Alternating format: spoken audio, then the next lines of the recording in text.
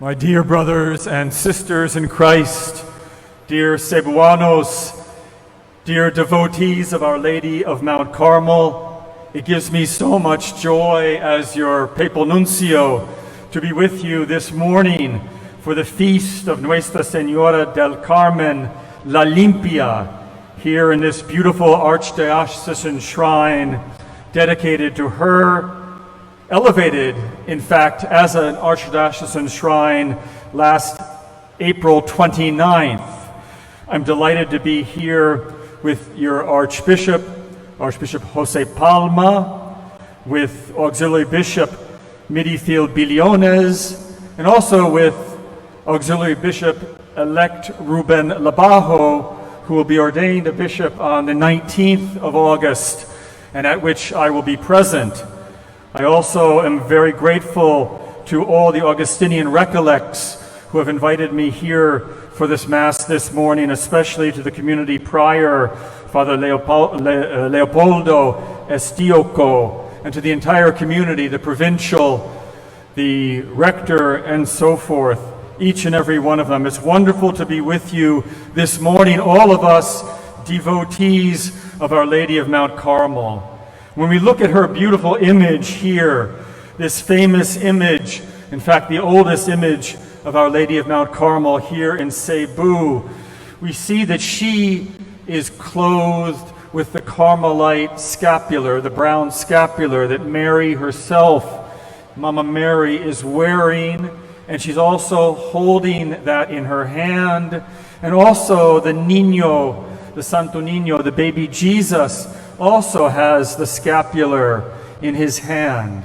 And I see when I look out at all of you this morning that many of you, like me, are wearing the scapular this morning to show your devotion to Our Lady of Mount Carmel, to Nuestra Senora Del Carmen, asking Mary to protect you, to hear you, to intercede for you. The scapular is an interesting symbol.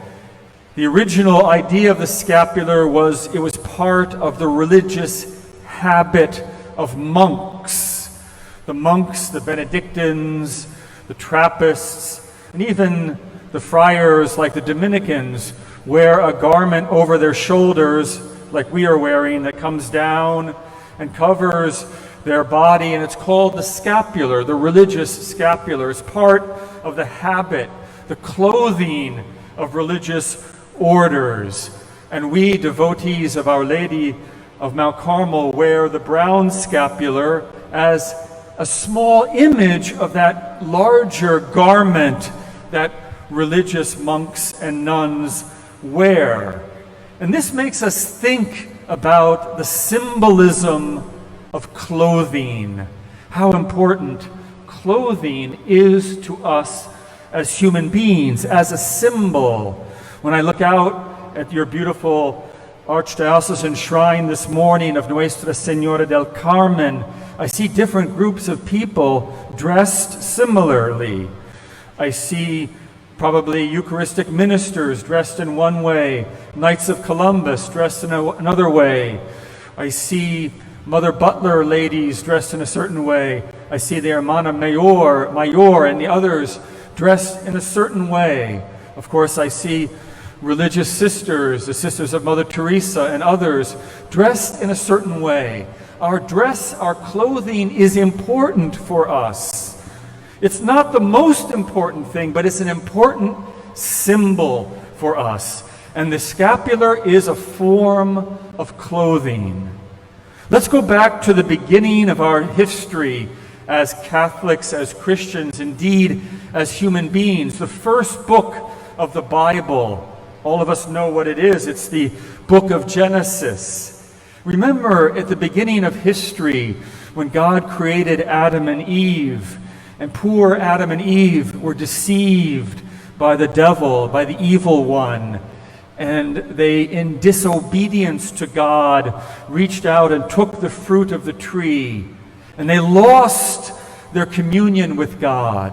They lost their closeness, their friendship of God. They lost God's grace. And what is the first thing that Adam and Eve did after they were lost to God, after they turned away from God. They realized that they were ashamed. Indeed, they understood that they were naked, and so they sewed little garments of leaves to cover their nakedness.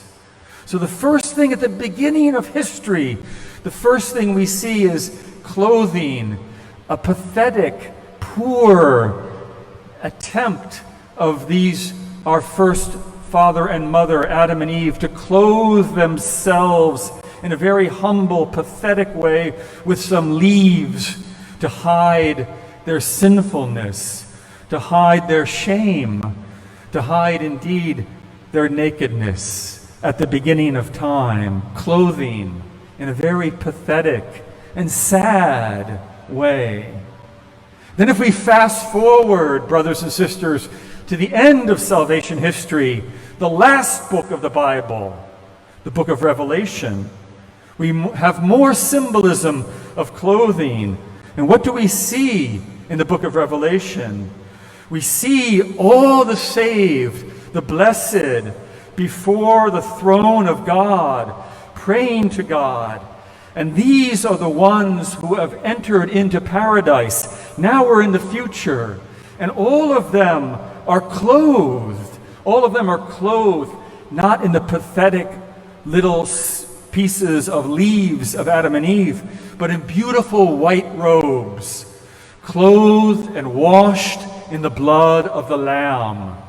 So from pathetic clothing in Genesis to the glorious clothing, the beautiful, radiant, and splendid clothing of the saints in heaven, clothed in the blood of the Lamb, in shining white garments before Jesus in glory. What a contrast, the past and the future. But also, when we look into heaven, we see another figure clothed, even more brilliant than the ones clothed in white garments. And who am I talking about? The woman clothed with the sun.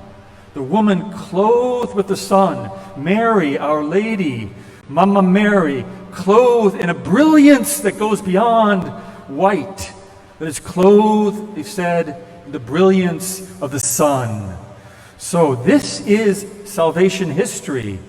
From Adam and Eve in their wretchedness and their pathetic attempt to hide their nakedness, to the glorious splendor of the saints and Our Lady clothed with the sun.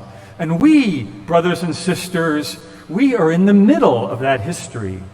We are moving in our own personal lives, from the history of Adam and Eve, the history of sin, to the history of glory in heaven.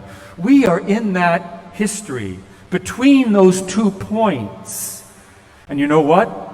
When you were baptized, perhaps even in this very church, when you were baptized as a little baby, after the baptismal water was poured over you, what was the first thing the priest then did with the help of your godparents?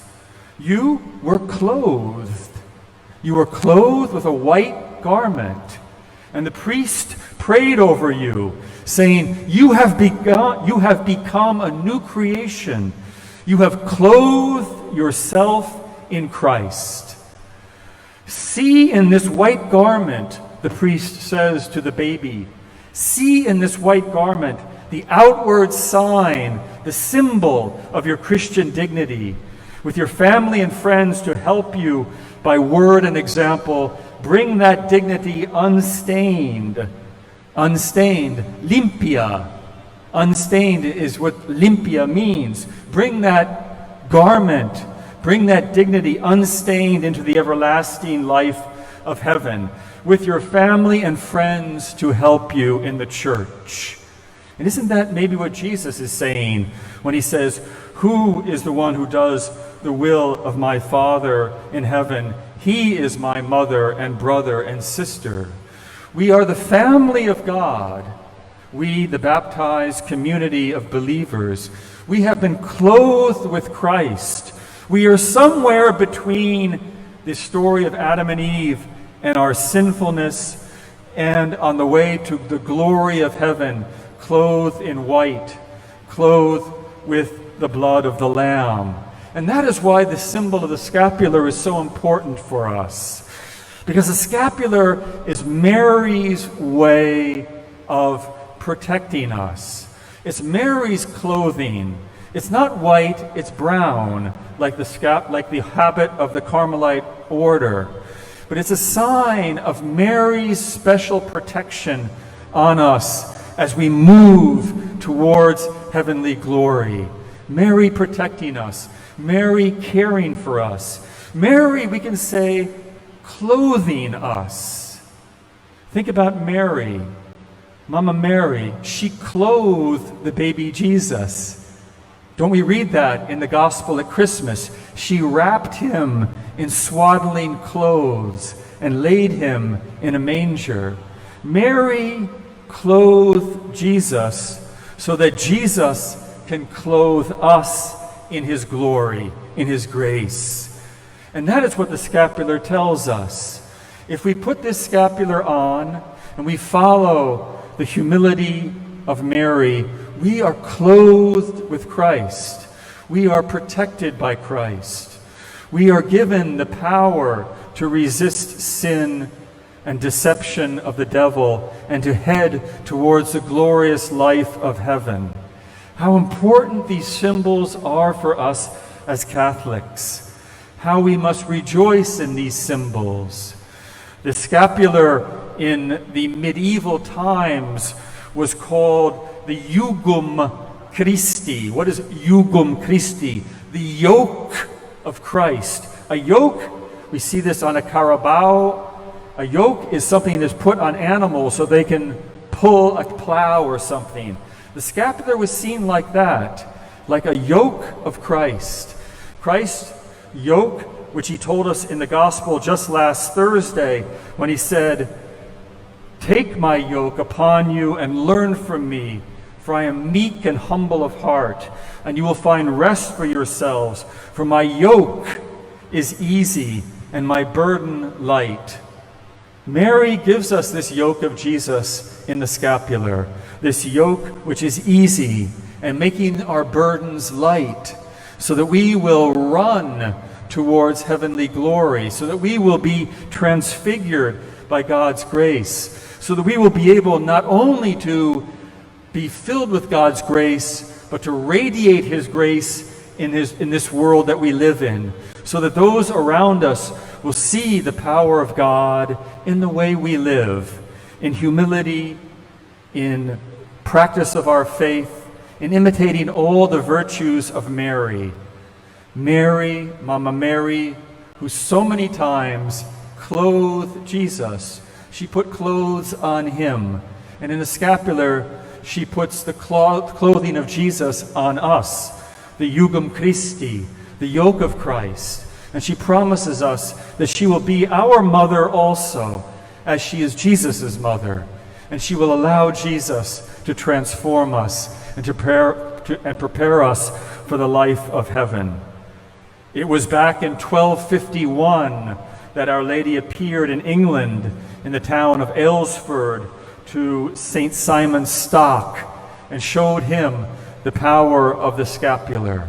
So on this day, on the feast of Our Lady of Mount Carmel, here in this beautiful archdiocesan shrine of Nuestra Senora Del Carmen, it gives me so much joy to celebrate this feast with you and with our beloved Augustinian recollects who have done such beautiful work here in Cebu for 400 years.